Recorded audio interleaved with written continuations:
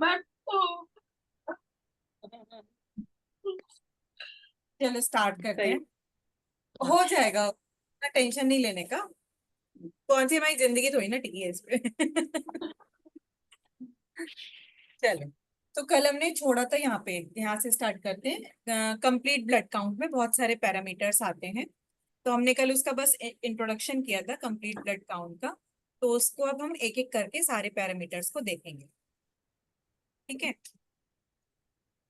किसी के पास अपनी रिपोर्ट हो ना, हाल फिलहाल की या कभी की भी, तो रिपोर्ट देख के ये टॉपिक्स पढ़ेंगे ना, बहुत मजा आएगा।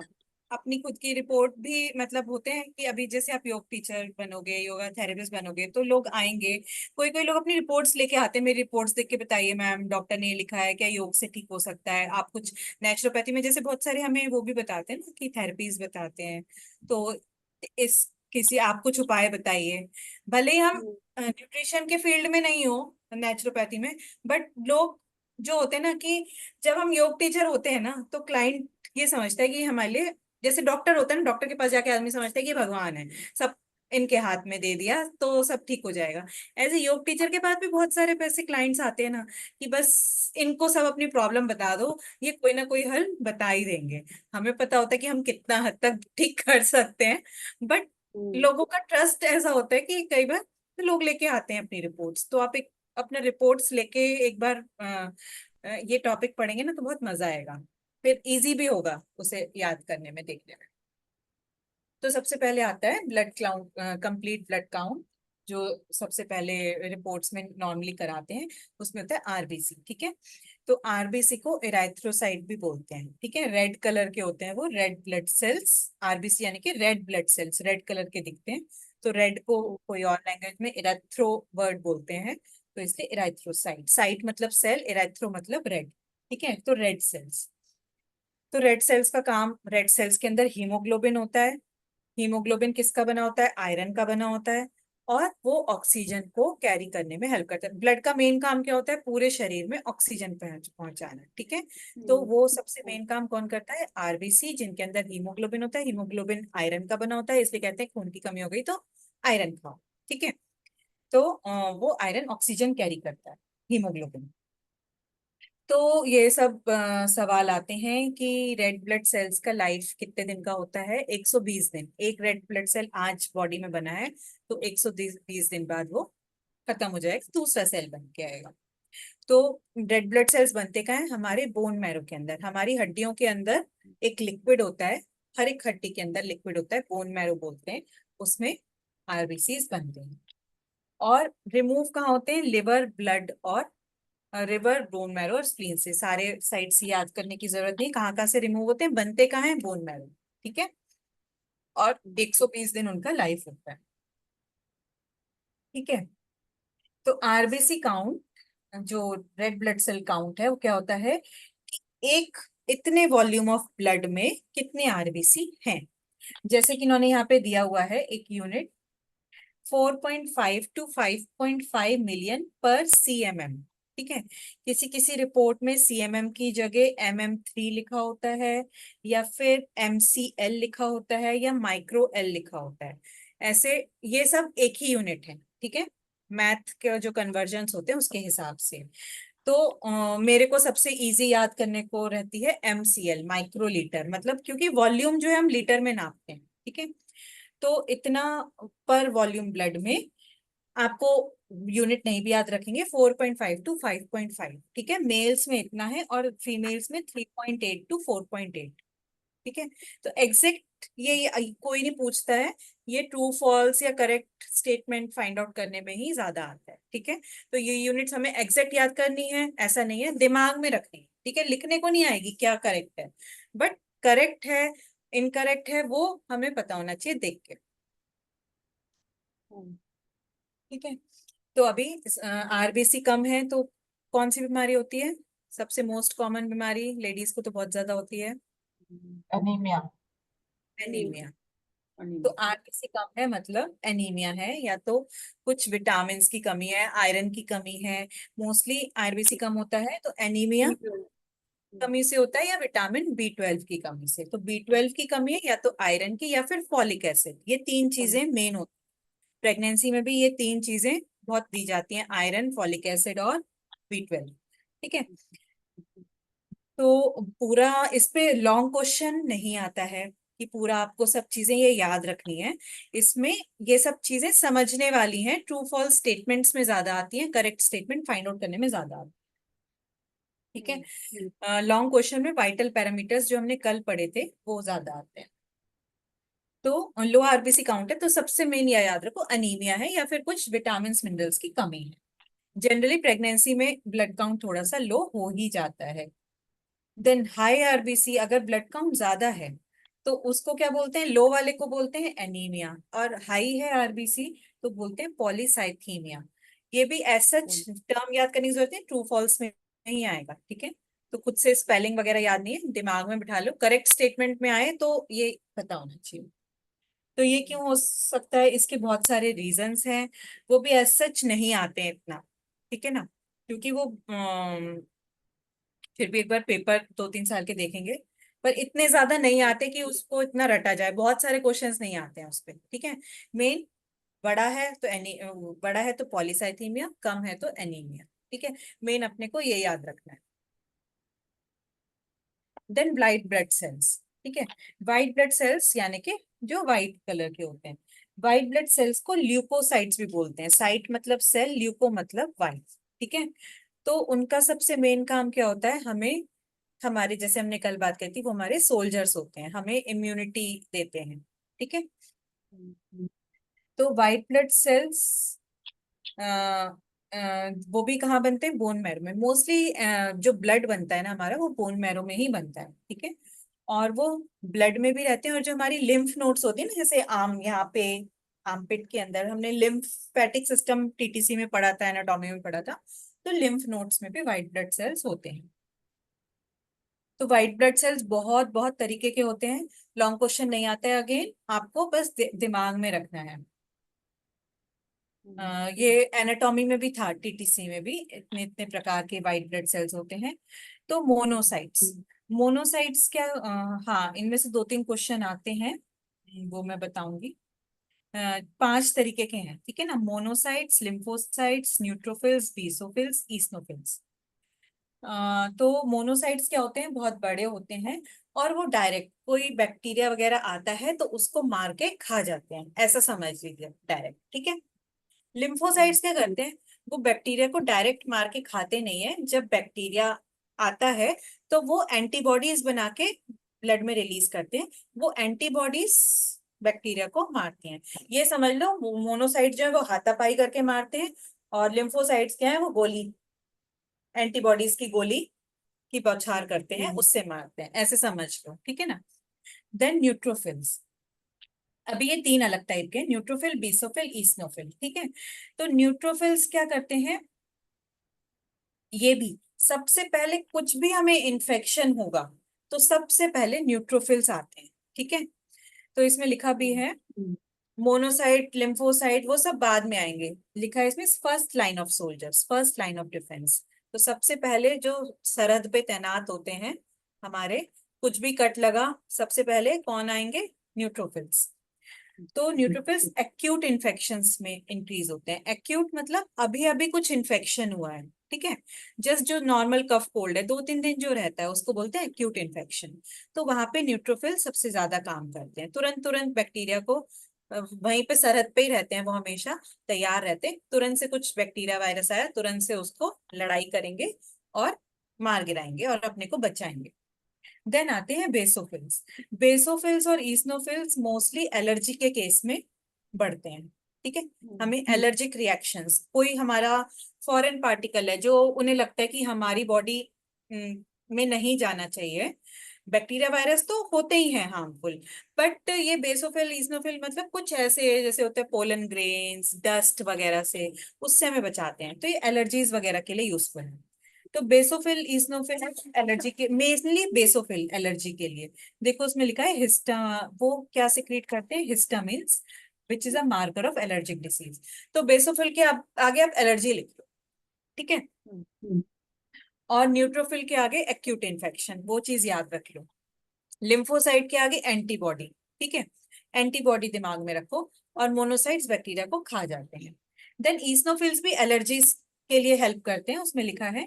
देन ये कैंसर्स के लिए भी प्रोटेक्ट करते हैं, हमें कैंसर सेल्स को भी मारने का हेल्प करते हैं। और अलग अलग टाइप के बैक्टीरिया वायरस के अलावा भी कुछ और होते हैं। मेन आप याद रखो कैंसर सेल्स को मारते हैं और एलर्जीज के लिए, ठीक है, इतना याद रखते हैं। अच्छा, अभी जो लिम्फोसाइट्स हैं वो एंटीबॉडीज बनाते हैं, ठीक है। तो लिम्फोसाइट्स, न्यूट्रोफिल्स हमने देखा एक्यूट इन्फेक्शंस में बड़े होते हैं, जैसे कि सर्दी खांसी जुकाम हुआ, डेंगू मलेरिया हुआ, तो न्यूट्रोफिल्स बढ़ेंगे, ठीक है। पर कुछ ऐसे बीमारियां हैं जो लंबे समय तक चल रही हैं, ठीक है ना। लंबे समय तक जो इन्फेक्शंस चलते हैं, क्रोनिक इन्फेक्शंस जिसे बोलते हैं, उस केस में लिम्फोसाइट्स बढ़े हुए होते हैं।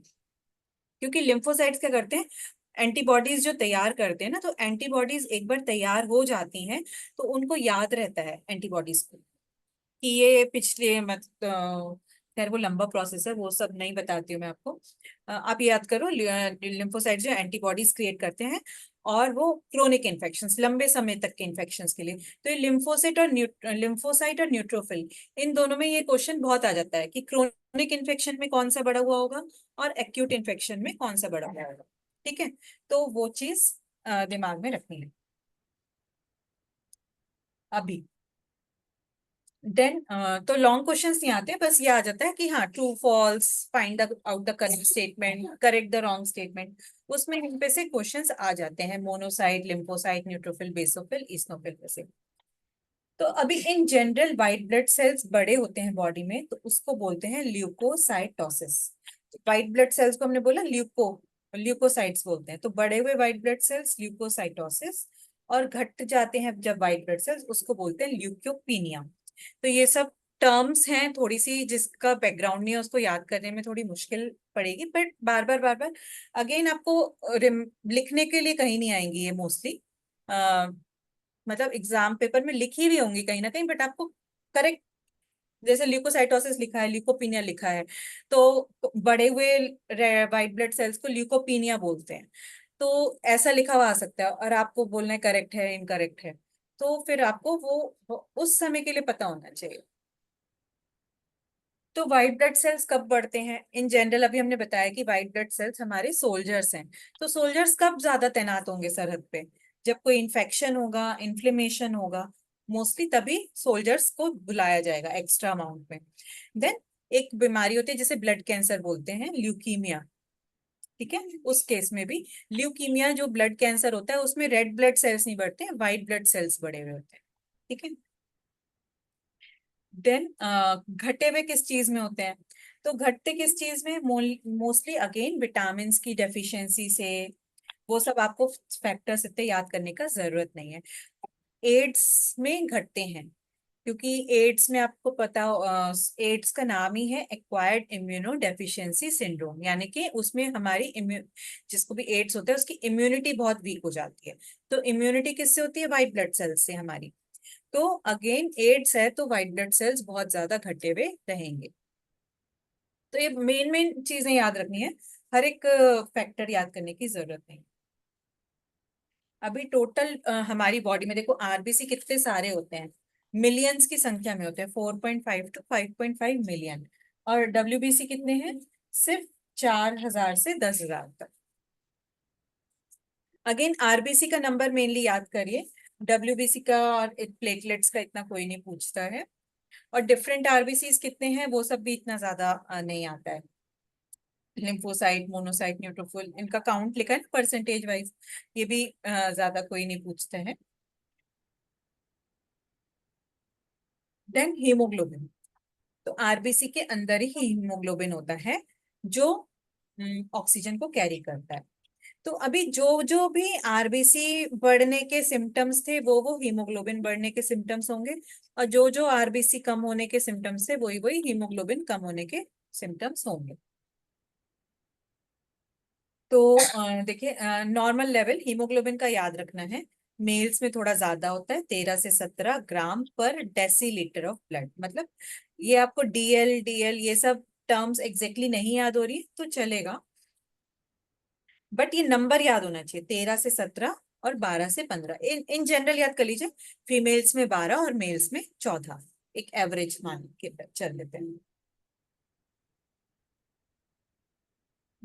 तो अगेन हीमोग्लोबिन कम होता है तो एनीमिया बोलते हैं कि खून की कमी हो गई, एनीमिया।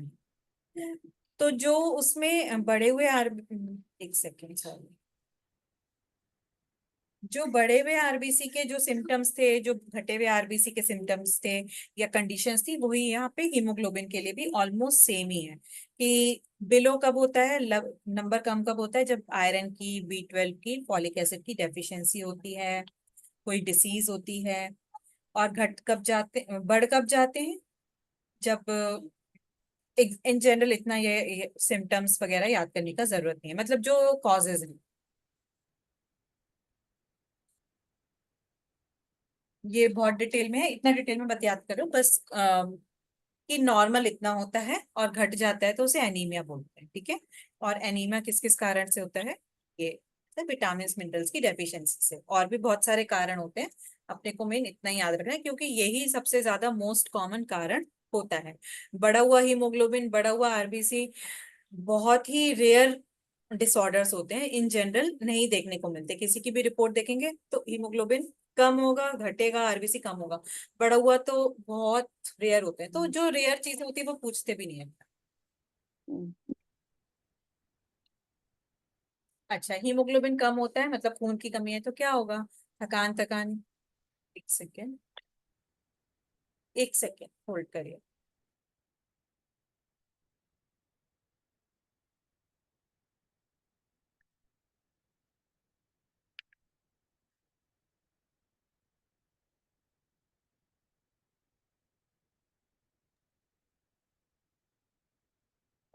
तो मतलब थकान थकान फील होती है, हीमोग्लोबिन कम होता है तो, और हाफ हाफ चढ़ती है, ठीक है।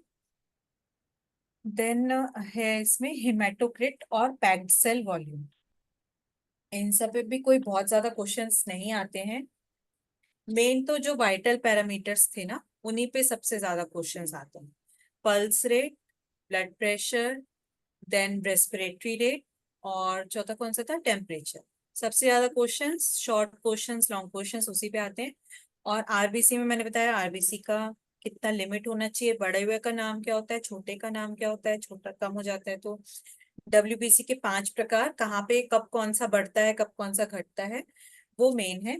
अब ये जो और चीजें हैं, हेमाटोक्रिट और पैक्ड सेल वॉल्यूम, तो ये अगेन पैक्ड सेल वॉल्यूम भी टोटल कितना ब्लड है वही बताता है। तो इसको भी ज्यादा मतलब याद मत करिए, जस्ट गो थ्रू कर लीजिएगा। नॉट बहुत सारे क्वेश्चन, मतलब इस पे से मैंने कोई क्वेश्चन अभी तक देखा नहीं है। एक बार पढ़ लेते हैं। It is a measurement of the that is made up of cells. मतलब ब्लड जो होता है लिक्विड होता है, तो ब्लड को जैसे होता है ना कि बैठा दिया, लिक्विड को थोड़ा देर रहने दिया, या फिर उसे ऐसे होता है ना कि मिक्सी में वो करते हैं सेंट्रीफ्यूज में, तो वो सेल्स सारे बैठ जाते हैं और जो लिक्विड होता है वो अलग हो जाता है। फिर वो सारे सेल्स काउंट करते हैं कि इतने ब्लड में कितने सेल्स टोटल थे। मतलब 100 ml ब्लड लिया तो टोटल उसमें सेल्स कितने थे, तो उसको बोलते हैं हेमाटोक्रिट या फिर पैक्ड सेल वॉल्यूम। तो ये बस बता रही हूँ और इसका मेन में मतलब 42-54% है, फीमेल्स में 36-48 है। तो एग्जैक्ट ये भी मत याद करिए, जस्ट ये भी घटेगा तो बोलेंगे एनीमिया हो गया है। क्योंकि ब्लड में सबसे ज्यादा सेल्स कौन से होते हैं, रेड ब्लड सेल्स। तो in general red blood cells कम होंगे तो हेमाटोक्रिट भी कम होगा, ठीक है। तो एनीमिया हुआ है अगर ये कम हुआ है, तो बस इतना ही ध्यान रखें। अगर अगर ये बहुत ज्यादा कम हो जाता है, एनीमिया बहुत ज्यादा हो जाता है, तो बोलते हैं ना कि खून चढ़ाना पड़ेगा, तो फिर ब्लड ट्रांसफ्यूजन करना पड़ता है। तो बहुत इसमें ज्यादा ध्यान देने की जरूरत नहीं है। देन प्लेटलेट काउंट्स, ठीक है। 3 मेन सेल्स होते हैं ब्लड में, आरबीसी, डब्ल्यूबीसी और प्लेटलेट्स, ठीक है। तो प्लेटलेट्स हमने बात करी थी, आरबीसी जो होते हैं ऑक्सीजन कैरी करते हैं, डब्ल्यूबीसी हमारे सोल्जर्स हैं, और प्लेटलेट्स क्या है, खून को क्लॉट करने का काम करते हैं, ठीक है। ये भी अगेन बोन मैरो में ही बनते हैं, पूरा ब्लड बोन मैरो में ही बनता है। कहाँ कितनी लाइफ होती है, वो बस आरबीसी की लाइफ याद कर दीजिए, 120 दिन। तो क्या करते हैं, जैसे ही हमें कट लगता है, कुछ खून निकलता है, तो तुरंत से ये प्लेटलेट्स उस जगह पे आके एक खून का क्लॉट बना देते हैं, ठीक है। तो और अंदर अंदर रिपेयर वर्क चलता रहता है। तो ऐसे होता है ना, कहीं रिपेयर वर्क चल रहा होता है, कुछ मेट्रो काम चल रहा होता है, तो वो बैरिकेड्स लगा देते हैं। तो इसमें ये बस प्लेटलेट्स क्या करते हैं, एक बैरिकेड लगा देते हैं और अंदर अंदर रिपेयर वर्क चल के वापस से जब तक नई स्किन नहीं आ जाती वो बैरिकेड लगा के रखते। तो प्लेटलेट्स का काम ये हो, ठीक है। तो नॉर्मल प्लेटलेट काउंट, ये भी अगेन आरबीसी की सबसे ज्यादा पूछी जाती है, प्लेटलेट्स डब्ल्यूबीसी की कोई पूछता नहीं है। और इन जनरल अभी तो गूगल है ना, कोई रिपोर्ट लेके आए तो हम गूगल करके, हमारे पास या हमारे पास अपनी बुक्स हैं, बुक से रेफरेंस लेके हम, और तो रिपोर्ट में भी तो रेफरेंस वैल्यू लिखी ही होती है ना कि नॉर्मल रेंज क्या है, तो याद करने की जरूरत नहीं, आरबीसी की बस याद करें। अच्छा, तो प्लेटलेट्स कैसे क्लॉट बनाते हैं यहाँ पे ये लिखा नहीं है, हमने एनाटॉमी में पढ़ा था। अच्छा, ब्लड के चैप्टर में पढ़ेंगे, सर्कुलेटरी सिस्टम में, यहाँ पे पढ़ने का जरूरत नहीं है। तो जैसे कि डब्ल्यूबीसी बढ़ गए थे तो बोलते थे ल्यूकोसाइटोसिस, और घट गए थे तो बोलते थे ल्यूकोपीनिया। ऐसे ही प्लेटलेट्स बढ़ गए तो बोलते हैं थ्रोम्बोसाइटोसिस, ठीक है। और प्लेटलेट्स घट गए तो बोलते हैं थ्रोम्बोसाइटोपिनिया, ठीक है। तो थ्रोम्बिन वर्ड ना प्लेटलेट्स में एक प्रोटीन होता है उससे आया है। तो कहीं भी थ्रोम्बिन वर्ड आएगा, थ्रोम्बो वर्ड आएगा, मतलब प्लेटलेट से रिलेटेड है। तो थोड़ा सा याद ही करना पड़ेगा। थ्रोम्बोसाइटोसिस, वो वर्ड सेम है, साइटोसिस मतलब बढ़ गए, पीनिया मतलब घट गए। तो थ्रोम्बोसाइटोपिनिया सबसे मेन कब होता है, बहुत ही कॉमन डिसीज जिसमें प्लेटलेट काउंट घट जाता है, डेंगू। डेंगू। डेंगू। डेंगू, है डेंगू, ना। हाँ।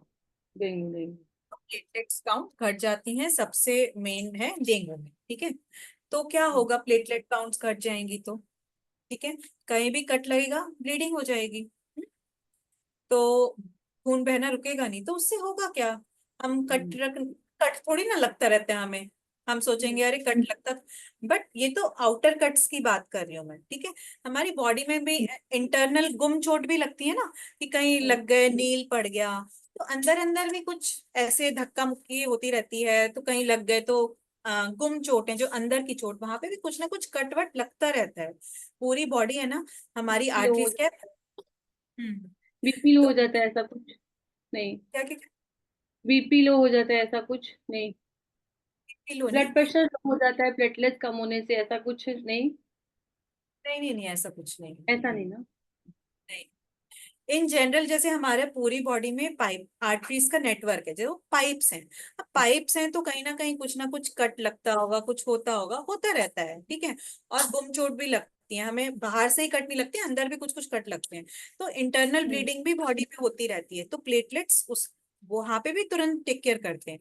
तो हम सोचेंगे अरे हम्म, कट नहीं लगा, प्लेटलेट्स कम हो गए, क्या बात है, बट अंदर अंदर ब्लीडिंग हो सकती है, ठीक है। इसलिए बहुत इमरजेंसी सिचुएशन होती है प्लेटलेट्स कम होने। देन थ्रोम्बोसाइटोसिस मतलब प्लेटलेट्स घट गए हैं।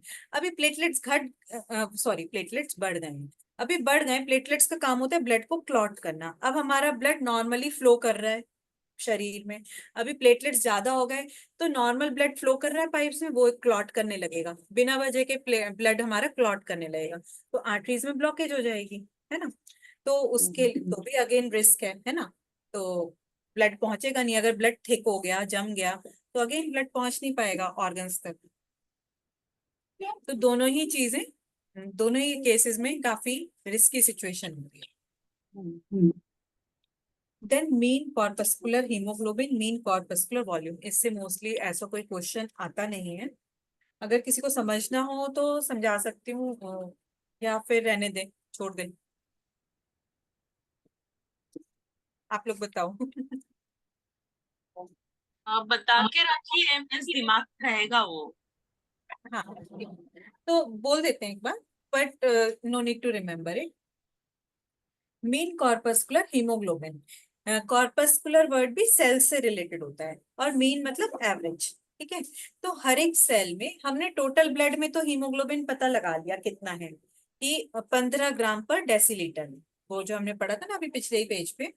बट हर एक सेल में कितना हीमोग्लोबिन है एवरेज, उसको बोलते हैं मीन कॉर्पस्कुलर हीमोग्लोबिन।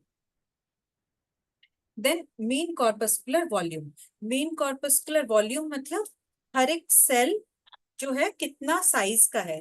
मैंने बताया था ना आरबीसी का जो नंबर है वो भी बराबर होना चाहिए और आरबीसी का साइज भी बराबर होना चाहिए। अगर आरबीसी बहुत छोटे हैं, ठीक है ना, देखो लिखा है एन एमसीवी यानी कि mean average size of RBC, ये समझ लीजिए। MCV measures the average size of RBC.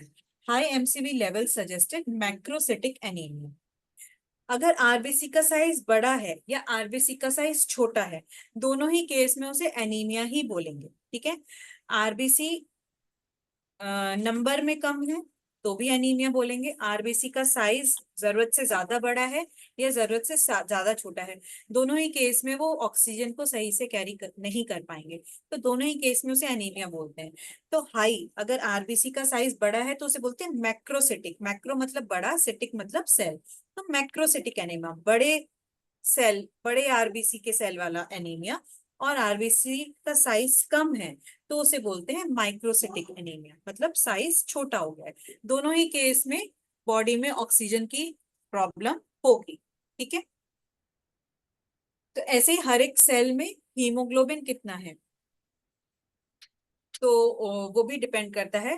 Haemoglobin पूरे ब्लड में सही आ रहा है, वैसे तो ऐसा होता नहीं है, अगर ब्लड में कम है तभी वो हर एक सेल में भी कम ज्यादा दिखाएगा। अभी यहाँ पे लिखा है कि मैक लो लेवल ऑफ एमसीएच किसकी कमी से होता है, हाई लेवल ऑफ एमसीएच किसकी कमी से होता है। ये बहुत ही इम्पोर्टेंट फैक्टर है, बट ये न्यूट्रिशन के हिसाब से बहुत इम्पोर्टेंट फैक्टर है।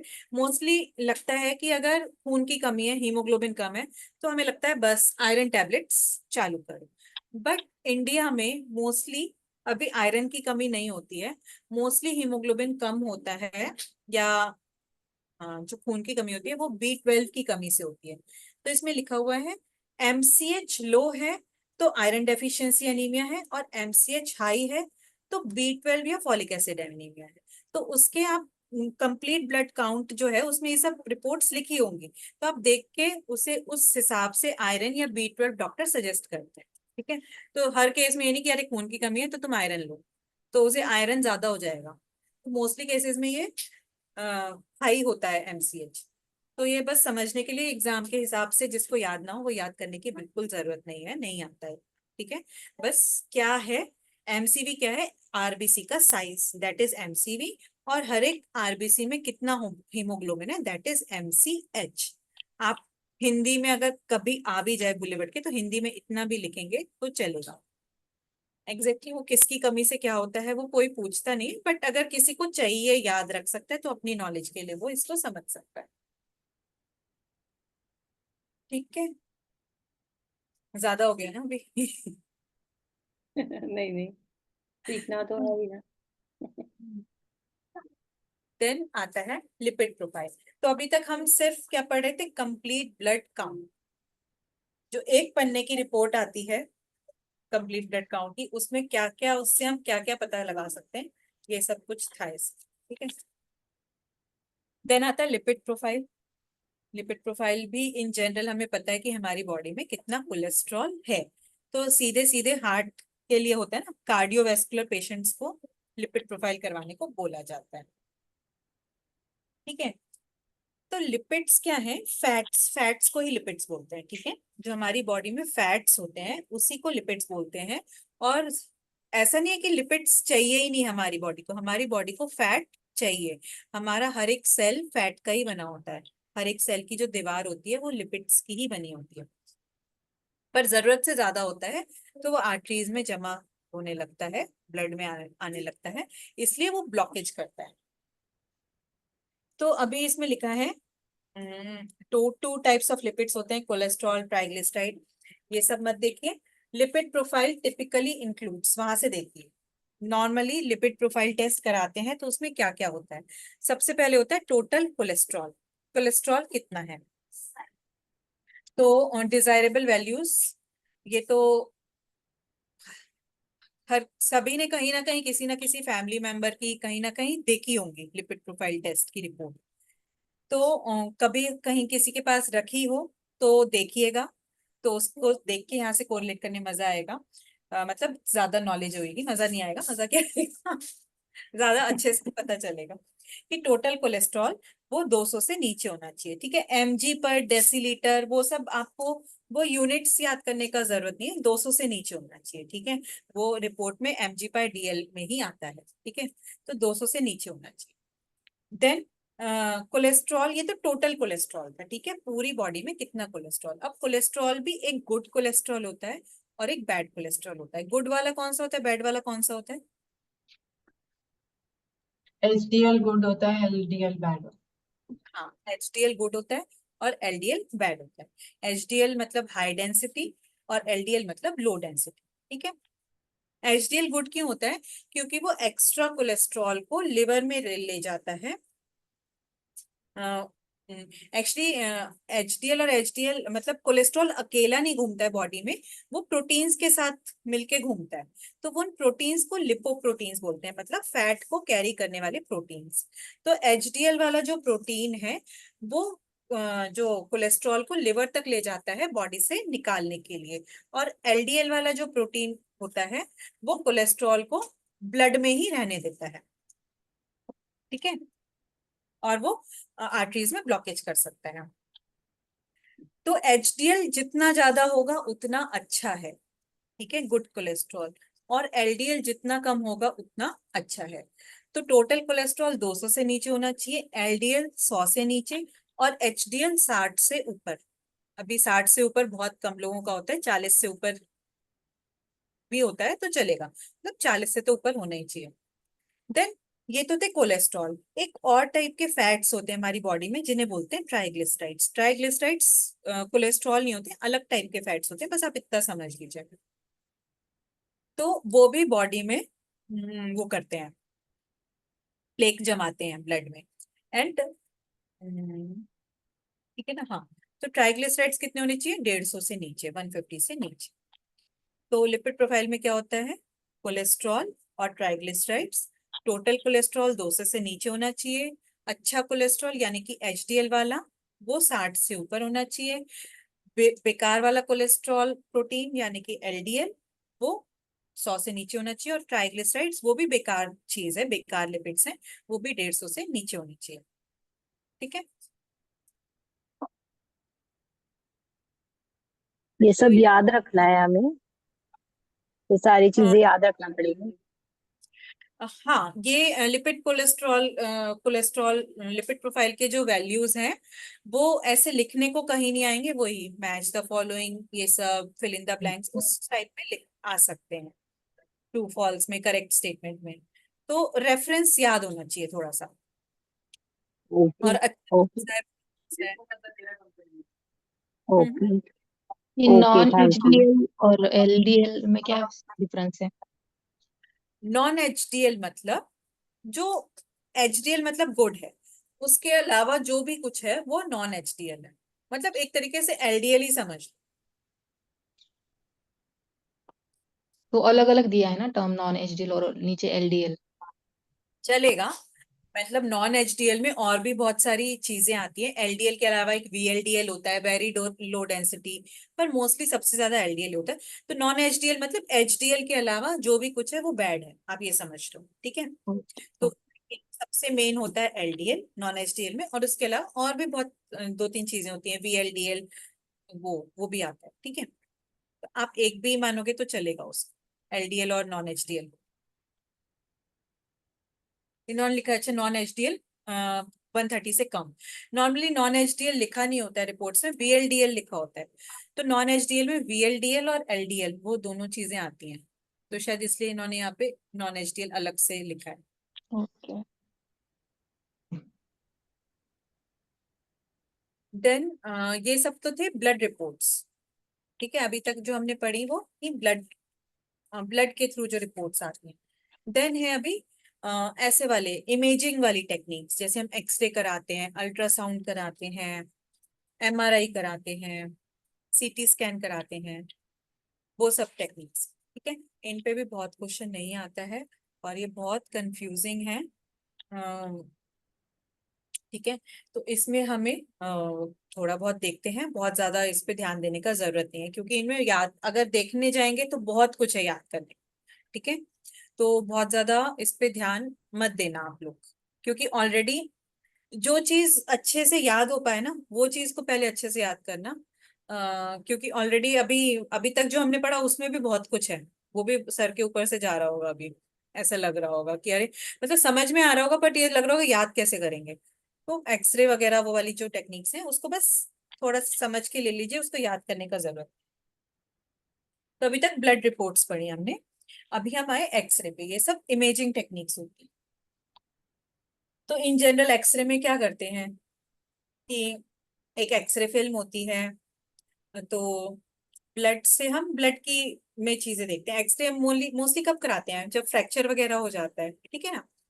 तो वो फोटो खींचता है बोन्स का, कोई मतलब एक तरीके से समझ लो ना, एक कैमरे ने फोटो खींची, वो अंदर तक बोन्स तक का फोटो खींचा, एक्सरे फिल्म पे उसका इमेज आ जाता है और हम देख लेते हैं मतलब फ्रैक्चर है या नहीं है। ठीक है। तो एक्सरे को रेडियोग्राफी भी बोलते हैं। इसमें कोई भी नहीं पूछेगा कैसे होता है एक्सरे, क्या करते हैं। किसने बनाया था एक्सरे?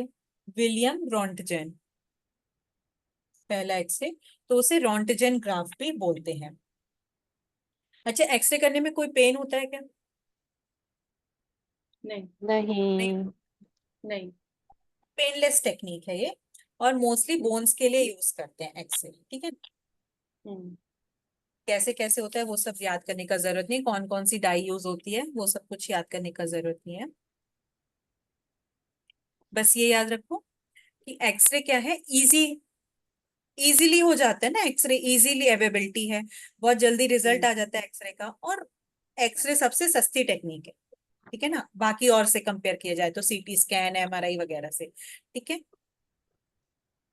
पर एक्सरे में, एक्सरे, तो ये सब थे एक्सरे के प्लस पॉइंट्स कि इजीली अवेलेबल है, बहुत जल्दी हो जाता है, कॉस्ट लो है, और रिजल्ट्स भी ठीक ही हैं।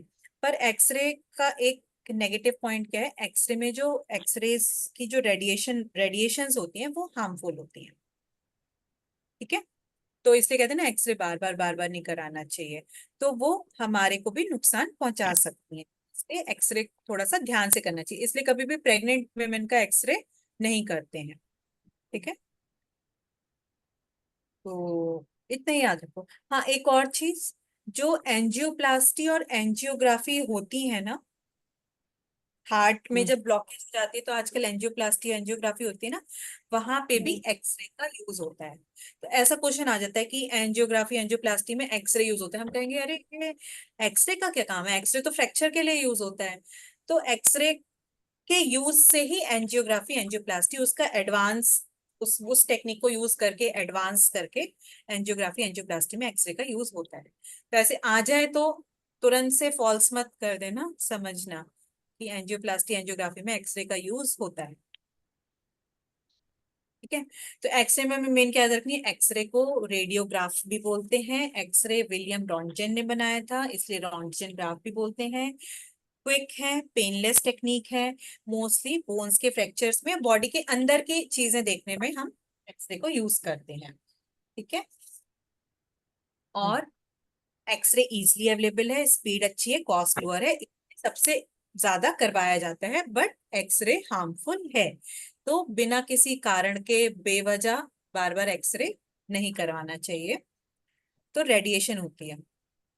अच्छा, एक और चीज इसमें लिखी है, और तो एंजियोप्लास्टी और एंजियोग्राफी में भी एक्सरे के हेल्प से वो अंदर डाली जाती है, जो स्टेंट अंदर डालते हैं, या फिर एंजियोप्लास्टी में स्टंट डालते हैं ना अंदर, तो वो एक्सरे के हेल्प से देखते हैं कि स्टंट सही जगह पे जा रहा है या नहीं जा रहा है।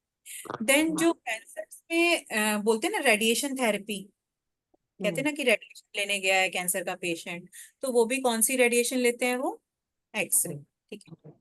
कैंसर सेल्स की रेडिएशन के लिए भी हार्मफुल होता है। अभी हम रेडिएशन लेते हैं, तो रेडिएशन लेते हैं तो बाल बाल भी उड़ जाते हैं ना, कीमोथेरेपी।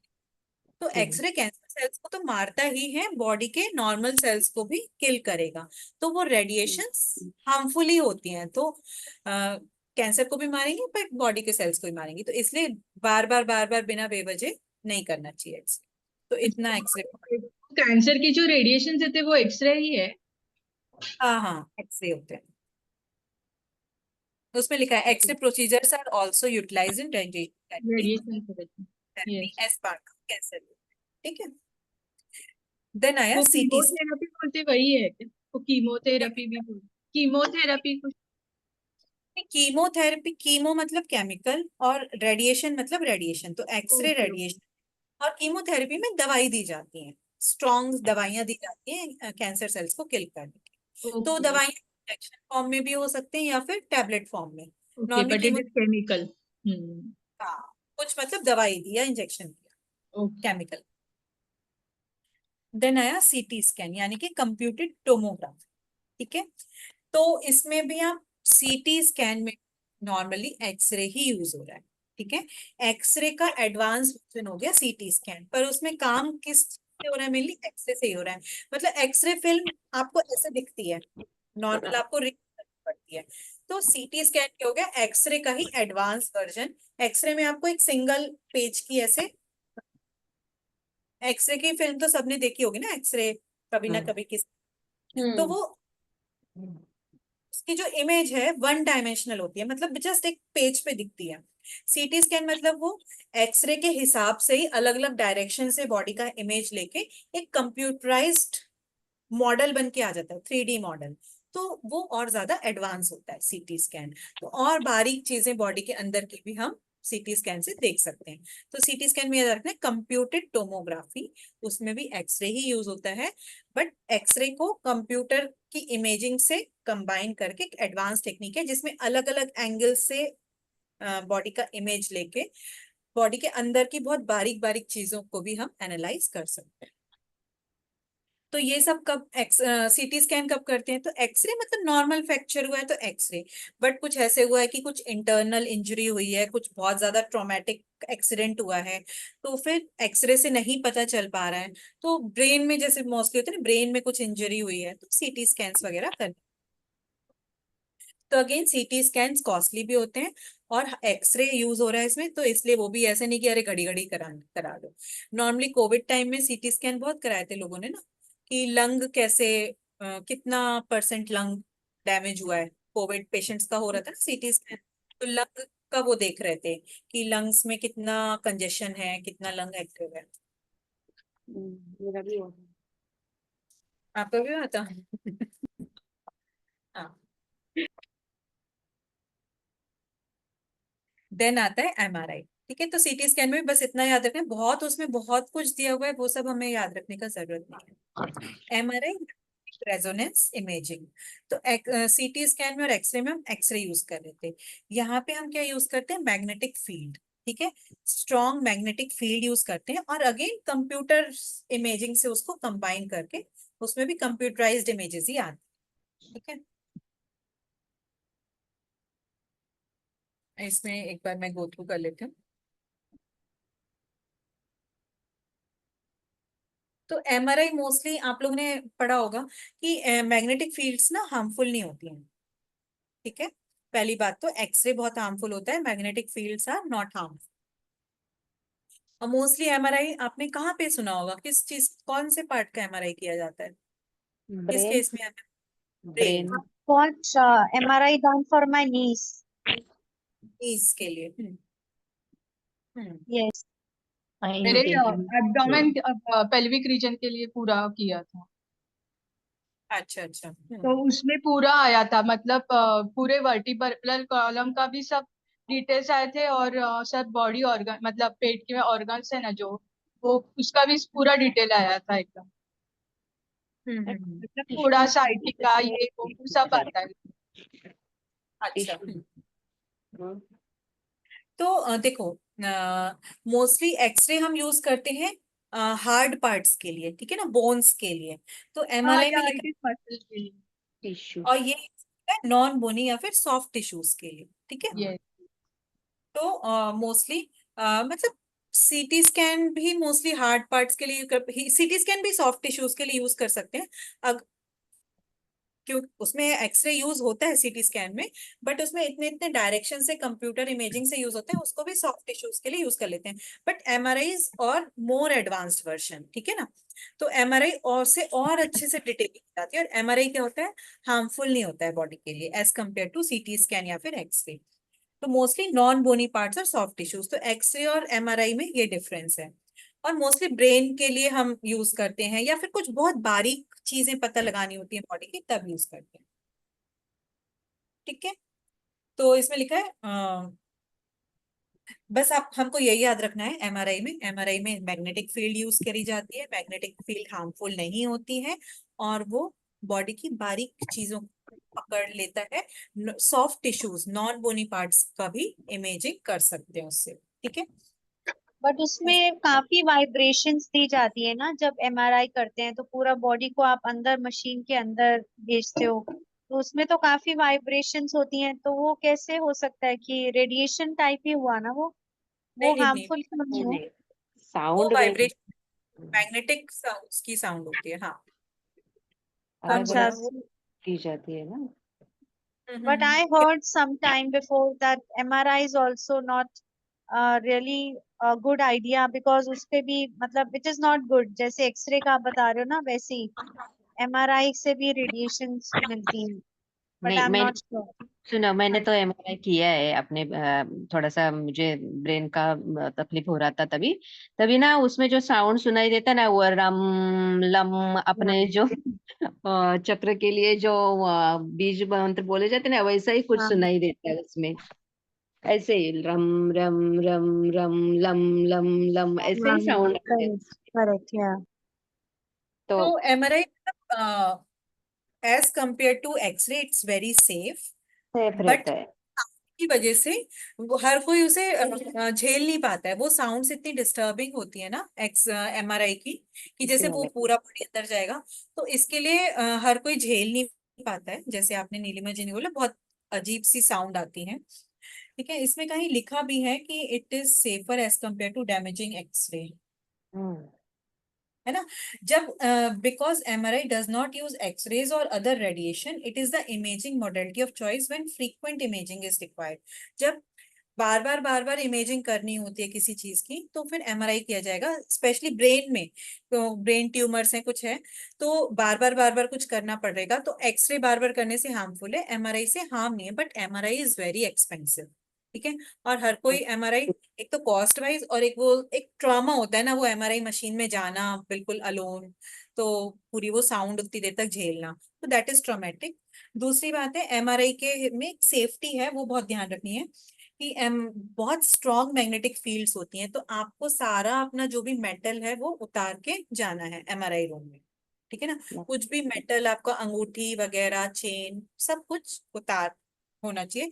इनफैक्ट जिन लोग के बॉडी में कुछ इम्प्लांट्स होते हैं, जैसे कि हिप इम्प्लांट हुआ है, या नी इम्प्लांट्स हुए हुए हैं, या पेस मेकर लगा हुआ है, तो वो लोग एमआरआई में जा ही नहीं सकते, क्योंकि मतलब कुछ मेटल चीज लगी हुई है।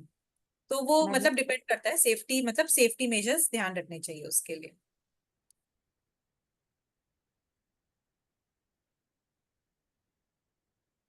एमआरआई सेफ इन प्रेगनेंसी, जैसे एक्सरे प्रेगनेंसी में सेफ नहीं है, तो एमआरआई सेफ है। बट मोस्टली प्रेगनेंसी में क्या करवाते हैं, प्रेगनेंसी में मोस्टली कौन सा इमेजिंग टेक्निक यूज करते हैं? उसमें सोनोग्राफी करवाते हैं ना। Sonography ultrasound. करते हैं, हाँ। तो एमआरआई तो तभी कराएंगे जब कुछ मेजर चीज हो, मेजर कुछ प्रॉब्लम हो। तो बेसिक बेसिक चीजें याद रखनी है। तो अल्ट्रासाउंड अभी पढ़ते हैं। तो अल्ट्रासाउंड यानी कि सोनोग्राफी, तो वहां पे अल्ट्रासाउंड मतलब कि साउंड वेव्स यूज की जाती हैं, हाई फ्रिक्वेंसी की साउंड वेव्स। अगेन, जैसे एक्सरे में वो लाइट, एक्सरे की रेडिएशन होती है, उससे एक इमेज आती है, ऐसी अल्ट्रासाउंड में हाई फ्रिक्वेंसी की साउंड वेव्स होती हैं, वो बॉडी में पड़ती हैं और एक इमेज क्रिएट होती है, या फिर एक वीडियो इमेज क्रिएट होती है। तो आजकल इतना एडवांस हो गया अल्ट्रासाउंड की, रियल टाइम वीडियो आप देखते हैं ना, कि अभी तो अल्ट्रासाउंड कराते हैं तो बच्चा होता है ना कि थर्ड ट्राइमेस्टर का तो बच्चा हाथ हिला रहा है, वो दिख रहा है, मुंह चूस रहा है, तो वो सब दिखता है ना, मुट्ठी चूस रहा है, तो मतलब बड़ा एडवांस हो गया है कि रियल टाइम आप वीडियोस देख सकते हैं अंदर अंदर क्या चल रहा है। तो unlike X-rays, ultrasound does not use radiation, तो एक्सरे की तरह जगह तरीके से अल्ट्रासाउंड में कुछ रेडिएशन नहीं है, और एमआरआई की तरह उसमें कोई स्ट्रॉन्ग मैग्नेटिक फील्ड नहीं है। तो मोस्टली प्रेगनेंसी के लिए सबसे ज्यादा सेफेस्ट अल्ट्रासाउंड है। तो सबसे ज्यादा प्रेगनेंसी में अल्ट्रासाउंड यूज होता है। ठीक है। देन आता है पॉजिट्रॉन एमिशन टोमोग्राफी, पेट। ठीक है। तो पेट कहाँ यूज होता है, इस पे एक क्वेश्चन एज सच पूरा नहीं आता है, बट मैं एक बार अभी बाद में सारी चीजें समराइज कर दूंगी। तो PET is a nuclear imaging test that uses safe injectable radioactive chemical to look for disease in the body. The tracer when injected gets collected in the areas. देखो, पूरा नहीं याद करना है। पेट में क्या है, न्यूक्लियर इमेजिंग टेक्निक। इसमें क्या होता है, कोई रेडियो एक्टिव केमिकल बॉडी में इंजेक्ट किया जाता है। वो केमिकल बॉडी में कुछ कुछ डिसीज वाली जगह पे जाके इकट्ठा हो जाता है। कैसे इकट्ठा हो जाता है, क्या होता है, वो सब उसमें जाने का जरूरत नहीं है। एक रेडियो एक्टिव केमिकल बॉडी में इंजेक्ट किया जाता है, वो बॉडी में ट्रेवल करता है, और जहाँ पे डिसीज होती है वहां जाके वो इकट्ठा हो जाता है। वो कैसे इकट्ठा हो जाता है, वो अलग अलग टर्म्स होंगे। तो मेनली पेट कहाँ यूज किया जाता है, डिटेक्शन ऑफ कैंसर। ठीक है। तो आपको बस इतना याद रखना है, पेट की full form positron emission tomography. ये एक न्यूक्लियर इमेजिंग टेस्ट है। न्यूक्लियर मतलब यहाँ पे कोई रेडियो एक्टिव केमिकल आपकी बॉडी में इंजेक्ट किया जा रहा है। ठीक है। और किसके लिए यूज होता है, मोस्टली सबसे ज्यादा कैंसर के लिए लिखा है, ब्रेन डिसीजेस या डिमेंशिया वगैरह के लिए। तो अभी एक बार और सारी एक बार गो थ्रू कर लेते हैं। एक्सरे मतलब क्या क्या याद रखने योग्य बातें हैं। एक्सरे रेडियोग्राफी बोलते हैं। विलियम रॉन्टजन ने बनाया था पहला एक्सरे, इसलिए रॉन्टजन ग्राफ भी बोलते हैं। तो एक्सरे में एक्सरे रेडिएशन यूज होती है, जो हार्मफुल होती है कंपैरेटिवली, और वो रेडिएशन बॉडी के थ्रू पास होती है और एक इमेज बन के आती है। मोस्टली हार्ड पार्ट्स के लिए यूज होता है, बोनी पार्ट्स के लिए, मोस्टली फ्रैक्चर्स के लिए। ठीक है ना। और एक्सरे में जो रेडिएशन दी जाती है वो सॉरी, कैंसर में जो रेडिएशन थेरेपी होती है वो एक्सरे से ही होती है। और हार्ट की चीजों में जो एंजियोप्लास्टी एंजियोग्राफी की जाती है वो भी एक्सरे की मदद से ही होती है। ठीक है। एक्सरे थोड़ा सा हार्मफुल होता है, इसलिए घड़ी घड़ी नहीं करवाना चाहिए, ध्यान पूर्वक करवाना चाहिए। CT scan, computed tomography, x ray को ही कंप्यूटर से जोड़ के सीटी स्कैन हो गया। CT scan different different dimensions में इमेज लेता है एक्सरे के बॉडी का।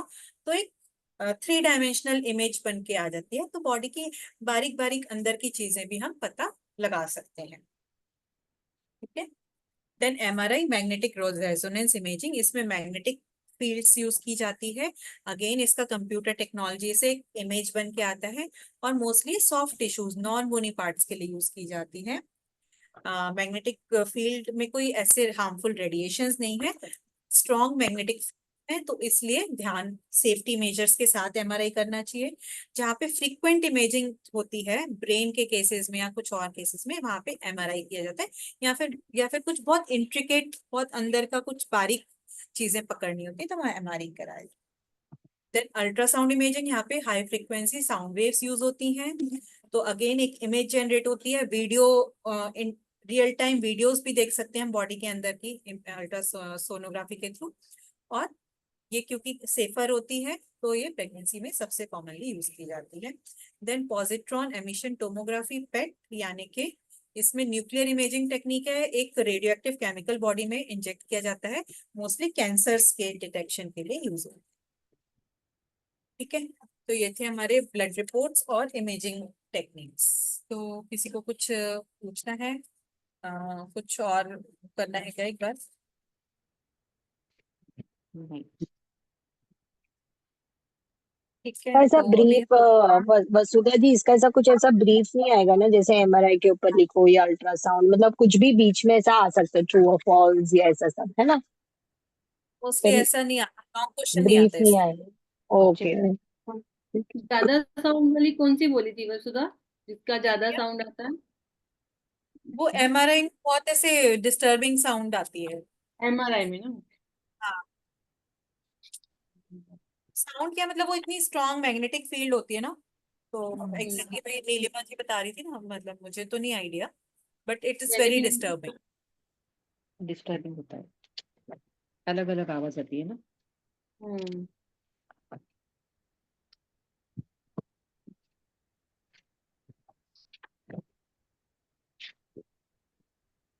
तो जो कंप्लीट ब्लड काउंट था उसमें भी ऐसे लॉन्ग क्वेश्चन नहीं आते, बट उसमें मेन था आरबीसी की लाइफ कितनी होती है, आरबीसी का वैल्यू 4.5 5.5 मिलियन, आरबीसी की कमी को कौन सी बीमारी कहते हैं, बढ़ा हुआ है कौन सी बीमारी, डब्ल्यूबीसी की कमी को कौन सी बीमारी, डब्ल्यूबीसी बढ़ा है कौन सी बीमारी, प्लेटलेट्स कम है तो कौन सी, बढ़े हैं तो कौन सी।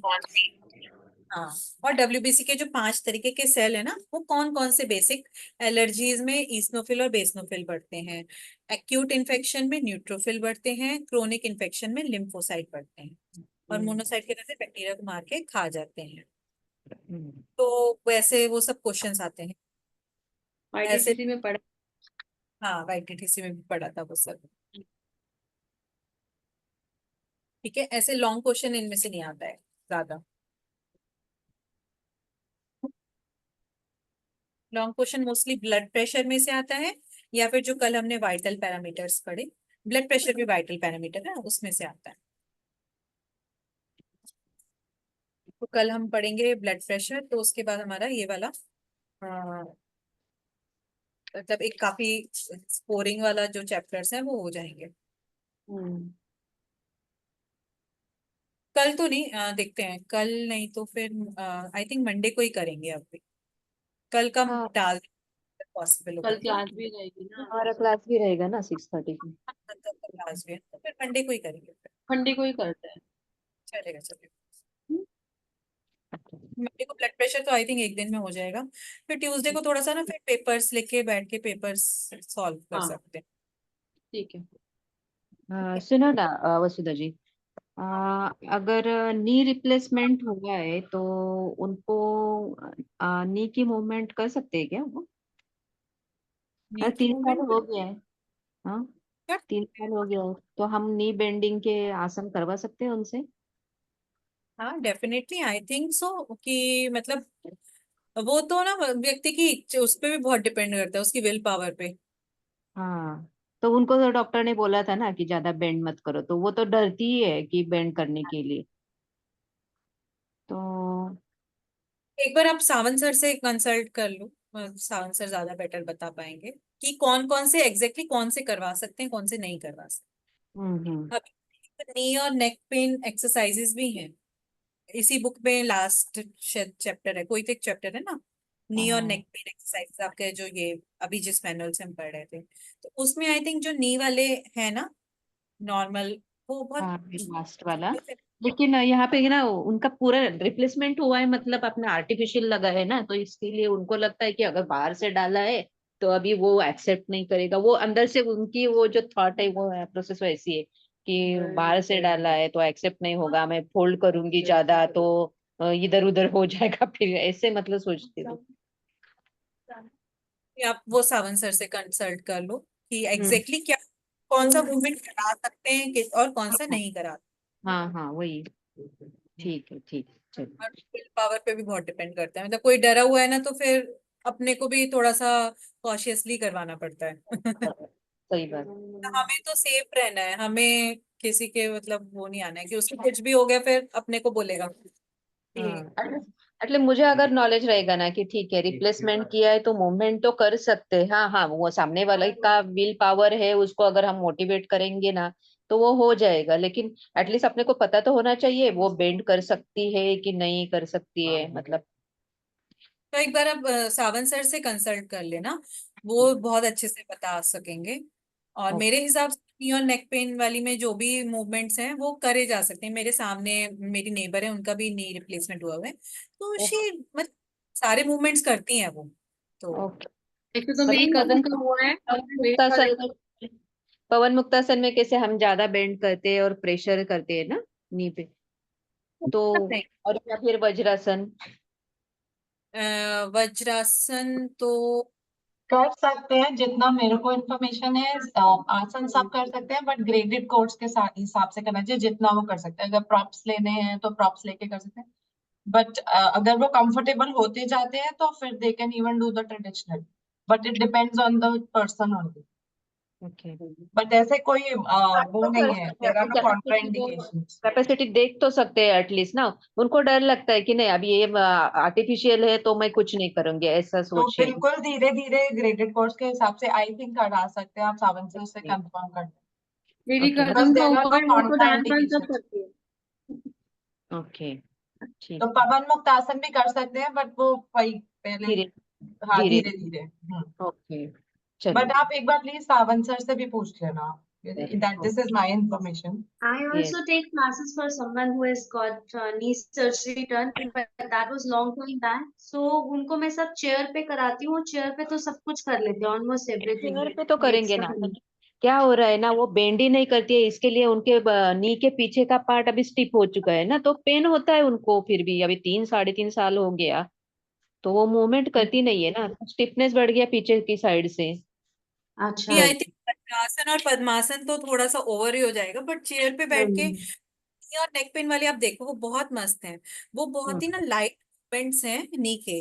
वो इन जनरल भी लाइफ में हम वो यूज होते ही होंगे वो वाले मूवमेंट्स, तो वो मूवमेंट्स एक्स्ट्रा करवाएंगे ना, बहुत अच्छे हाँ। मूवमेंट्स हैं। एक बार देखो वो कौन सी वज्र बुक में कह रहे हो आप? कौन सी बुक में दिए हुए हैं नी वाले? गैलो यही बुक में, इस बुक में लास्ट लेसन है, कौन सी कह रहे हो? आवाज येलो नहीं। वाली आपने येलो इम्पोर्टेंस। वाली।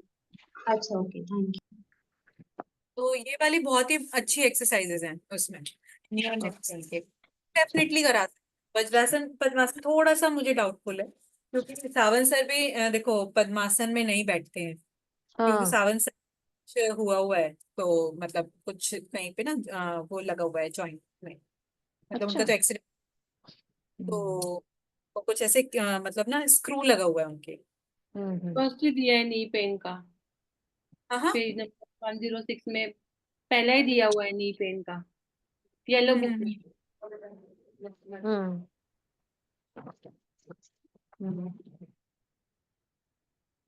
बैकवर्ड टोटल स्टैंडिंग पोजीशन में भी है, सिटिंग सब दिया हुआ है। चलिए फिर मैं कैंसिल करती हूँ मीटिंग, ठीक है, एंड करती हूँ। Okay okay bye bye. Thank you thank thank you Vasudha ji. Thank you Vasudha ji, thank you, bye bye.